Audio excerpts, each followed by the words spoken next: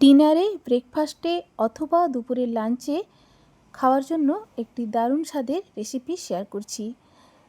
একটা বাটির মধ্যে ছোট বাটির 1 বাটি মতো বিউলির ডাল নিয়েছি। সম্পূর্ণ বাটি ভর্তি বিউলির ডাল কিন্তু নিইনি, বাটি থেকে একটু কম আছে এই পরিমাণ নিয়েছি। এরপর বাটি ভর্তি 1 বাটি মতো আতপ চাল দিচ্ছি। এরপর হাফ চামচ মতো মেথি দানা দিয়েছি। এই পরিমাণ মাপটা নিয়েছি। বিউলির ডালের পরিমাণটা চালের থেকে একটু কম রাখতে হবে, একটু কম থাকলে রেসিপিটা তৈরি করতে সুবিধে হয়। এরপর পরিষ্কার জল পাল্টে বারে বারে ধুয়ে নিয়ে জলে ভিজিয়ে 7 থেকে 8 ঘন্টা আমি রেখে দিয়েছিলাম। এটা 4 থেকে 5 ঘন্টা রেখেও বানিয়ে নেওয়া যায়। 7 থেকে 8 ঘন্টা রাখার পর আমি জল থেকে সেপারেট করে নিচ্ছি। আমি এখানে খোসা সমেত বিউলির ডালটা ব্যবহার করেছি। আপনারা চাইলে সাদা যে বিউলির ডালটা পাওয়া যায় সেটাও কিন্তু এখানে ব্যবহার করতে পারেন। খোসাটা কিন্তু ফেলে দিচ্ছি না, খোসার মধ্যে প্রচুর পরিমাণে ফাইবার আছে, খোসা সমেতই আমি এটা ব্যবহার করছি। এরপর জল থেকে সেপারেট করে নিয়ে একটা মিক্সিং জারের মধ্যে নিয়ে নিচ্ছি চাল ও ডাল। মেথি দানাও এর সঙ্গে ভেজানো ছিল। এরপর একেবারে প্লেন করে বেটে নিয়েছি। এইভাবে প্লেন করে মিক্সিং জারে বেটে নিয়ে আমি রাত্রিবেলা ভিজিয়েছিলাম, সেই জন্য সকালে বেটে নিচ্ছি। এটা ঢাকা দিয়ে রেখে দেব। যেহেতু এর মধ্যে মেথি দানা আছে, খুব ভালো মতো এটা ফরমেন্ট হয়ে যাবে। লবণ কিন্তু অ্যাড করিনি, লবণটা কিন্তু পরে দেব। ঢাকা দিয়ে রেখে দিচ্ছি। সন্ধেবেলা এটা তৈরি করে নেব। দেখুন, এইভাবে বেটে রেখে দেওয়ার পর খুব ভালোভাবে ফরমেন্ট হয়ে গেছে। দেখেই বুঝতে পারছেন কত এয়ার বাবলস এসেছে এর মধ্যে। এরপর আমি রাত্রের ডিনারের জন্য তৈরি করে নিচ্ছি। যে পরিমাণ ব্যাটারের প্রয়োজন হবে সেই পরিমাণ ব্যাটারটা ব্যবহার করব। কিন্তু তার আগে মেয়ের জন্য একটু দুধ গরম করে নিচ্ছি। ওকে একটু দুধ খাইয়ে দেওয়ার পর রাত্রের খাবারটা তৈরি করে নেব।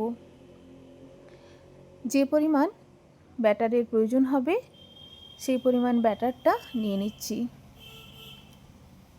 একটা বাটির মধ্যে ব্যাটারটা নিয়ে এর মধ্যে আমি আবারও কিছু উপকরণ অ্যাড করব। আপনারা চাইলে এইভাবেও কিন্তু এটা কিছু উপকরণ ছাড়াও বানিয়ে নিতে পারেন। আমি দেখেই বুঝতে পারছেন লবণ দিয়েছি। লবণ দিয়ে খুব ভালো করে মিক্স করে নিচ্ছি। একটু হাতে সময় নিয়ে হাতা করেই একটু ফেটিয়ে নিচ্ছি। এরপর প্লেটে গ্রেট করে রেখেছি গাজর ও কিছুটা কারি পাতা এর মধ্যে দিয়ে দেব। গাজর কারি পাতা মিক্স করে দিয়ে একটা ব্যাটার এইভাবে বানিয়ে নিচ্ছি। স্কুল কলেজের টিফিনেও এটা আপনারা বানিয়ে দিতে পারেন। বেশ অনেকটা সময় এটা খেলে পেট ভর্তি যেমন থাকবে, খুব অল্প তেলেও এটা বানিয়ে নেওয়া যায়। একটা বেগুনের ডাঁটির দিকের অংশটা কেটে নিয়ে সাদা তেল নিয়ে লোহার তাওয়াতে আমি তেলটা লাগিয়ে নিচ্ছি। গ্যাসের ফ্লেম লোতে রেখে প্রথমে একটু অল্প ব্যাটার দিয়ে ব্যাটারটা এইভাবে ধোসার মতো করে স্প্রেড করে দিয়ে ঢাকা দিয়ে মিনিট 2 রাখার পর ঢাকা খুলে অপর সাইডটা উল্টে দিয়েছি। দেখুন কত সহজে তাওয়া থেকে উঠে আসছে। এইভাবে তৈরি করে নিচ্ছি। একই পদ্ধতিতে একে একে সাদা তেলে আমি তাওয়াটা ব্রাশ করে নিয়ে ব্যাটার দিয়ে এইভাবে ব্যাটারটা আমি ধোসার মতো করে স্প্রেড করে দিচ্ছি একটা হাতার পেছন দিয়ে। দেখেই বুঝতে পারছেন কিভাবে আমি এটা তৈরি করে নিচ্ছি। এরপর ঢাকা দিয়ে দিচ্ছি। ঢাকা দিয়ে যখন উপরের দিকটা শুকনো হয়ে আসবে আমি অপর সাইডটা উল্টে দেব। এইভাবে এপিট ওপিট উল্টে একই পদ্ধতিতে সমস্তটা তৈরি করে নেব। খুব সহজে দেখুন তাওয়া ছেড়ে আসছে। চালের পরিমাণটা বিউলির ডালের থেকে একটু বেশি রাখবেন, তাহলে দেখবেন খুব সহজে উঠে আসবে। মাঝে মধ্যে যদি বিউলির ডালের পরিমাণটা বেশি হয়ে যায় তাওয়া থেকে ওঠাতে একটু অসুবিধে হয়, কিন্তু যদি একটু চালের তুলনায় বিউলির ডালটা কম রাখা হয় খুব সহজে উঠে চলে আসে। পার্সোনাল এক্সপিরিয়েন্স থেকে এটা আমি আপনাদেরকে বলছি, আমার ক্ষেত্রে এটা অনেকবারই হয়েছে। দেখুন একে একে এইভাবে সমস্ত তৈরি করে নিয়েছি। খেতে যেমন সুস্বাদু, ব্যাটারটা যদি রেডি করা থাকে খুব অল্প সময়ে কিন্তু এটা তৈরি করে নেওয়া যায়। এই ব্যাটারটা তৈরি করে আপনারা ফ্রিজে রেখেও কিন্তু বানিয়ে খেতে পারেন। বাকি ব্যাটারে ইডলি বানিয়ে নেব। এইভাবে সমস্ত তৈরি করে নিয়েছি। একটু ঘন ব্যাটার দিয়েই আমি বানিয়েছি, তবে পরে আমি ব্যাটারের মধ্যে একটু জল দিয়ে ব্যাটারটা পাতলা করে পাতলাভাবেও ধোসার আকারে বানিয়েছি, সেটাও আমি এই ভিডিওর মধ্যে শ্যুট করেছি। অনেকেই এইভাবে ঘন ব্যাটারে ধোসার মতো তৈরি করে খেতে পছন্দ করেন, কিন্তু আবার অনেকেই আছেন যে একটু ব্যাটারটা পাতলা হলে সেটা খেতে পছন্দ করেন। দেখুন ব্যাটারের মধ্যে একটু জল দিয়ে সামান্য একটু লবণ দিয়ে পাতলা করেও বানিয়ে নেব। পাতলাভাবে বানালেও কিন্তু খুব সহজে তাওয়া থেকে উঠে চলে আসছে। দেখুন ব্যাটার দেওয়ার পর একটু স্প্রেড করে দিয়েছি, খুব সহজে দেখবেন উঠে চলে এসছে। এটা আপনারা আপনাদের পছন্দ মতো যে কোনো তরকারির সাথে সার্ভ করতে পারেন, অথবা মাংসর সাথেও কিন্তু এটা খেতে বেশ ভালো লাগে। আমি তো বেগুনের একটা রেসিপির সাথে এটা সার্ভ করেছি, বেগুনের সাথেও কিন্তু খেতে বেশ ভালো লাগে। দেখুন অল্প অল্প করে তেল উপরে ব্রাশ করে আমি এটা বানিয়ে নিয়েছি। এইভাবে সমস্তটা তৈরি করে নেওয়ার পর আমি এর সাথে খাওয়ার জন্য যেটা তৈরি করেছি সেটা রেসিপি শেয়ার করছি। 3টে বেগুন টুকরো টুকরো করে আমি কেটে নিয়েছি। এরপর বেগুনে লবণ হলুদ মাখিয়ে নিয়েছিলাম।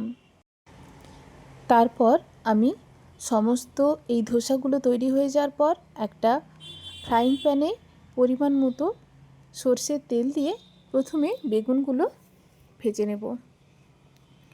খুব সহজ রেসিপি। বেগুনগুলো ভাজা হয়ে গেলে ঢাকা চাপা দিয়ে বেগুনটা তুলে নিয়ে এর মধ্যে আমি কিছুটা পেঁয়াজ কুচি, ক্যাপসিকাম কুচি ও লঙ্কার কুচি, টমেটোর কুচি দিয়ে বেগুনটা বানিয়ে নেব। দেখুন কিভাবে বানিয়ে নিচ্ছি। বেগুনগুলো ঢাকা চাপা দিয়ে ভেজে নিয়ে তুলে নিয়েছি। সরষের তেলেই তৈরি করছি রেসিপিটা। এরপর প্লেটে কেটে নিয়েছি টমেটোর কুচি, বেশ অনেকটা পরিমাণ ক্যাপসিকাম কুচি ও লঙ্কার কুচি, রসুন কুচিও নিয়েছি কিছুটা। এরপর তেলের ওপর প্রথমে রসুন কুচি দিয়ে রসুন কুচি হালকা ভাজা হলে দিয়ে দিচ্ছি টমেটোর কুচি, টমেটোকে একটু ভেজে নিয়ে দিয়ে দিচ্ছি ক্যাপসিকাম কুচি। এরপর ভেজে রাখা বেগুনগুলো দিয়ে বেগুনগুলো খুন্তি দিয়ে এভাবে ম্যাশ করে নিচ্ছি। এর সাথে মিশিয়ে দেব যেগুলো ভেজে রেখেছি টমেটো, ক্যাপসিকাম রসুনের সাথে। রসুন দিলে ফ্লেভারটা খুবই ভালো লাগে। সব শেষে গ্যাসের ফ্লেমটা অফ করে দিয়ে দেবো বেশ অনেকটা পরিমাণ কাঁচা পেঁয়াজ। অবশ্যই কাঁচা পেঁয়াজ দিতে হবে, কাঁচা পেঁয়াজ দিলে খেতে বেশি ভালো লাগে। কাঁচা পেঁয়াজ দিয়ে নামিয়ে নিয়েছি। এইটা ধোসার সাথে পরিবেশন করেছি। সবাই খেতে খুবই পছন্দ করেছিল। আপনারাও ট্রাই করবেন, দেখবেন আপনাদেরও খুব ভালো লাগবে। আমি এইরকম রাতের ডিনারে ধোসার সাথে বেগুনের এই রেসিপিটা সার্ভ করেছি।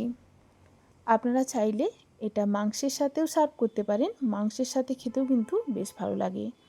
আমরা মাঝে মধ্যে এটা বানিয়ে মাংসের সাথেও খাই, আমাদের খুবই ভালো লাগে।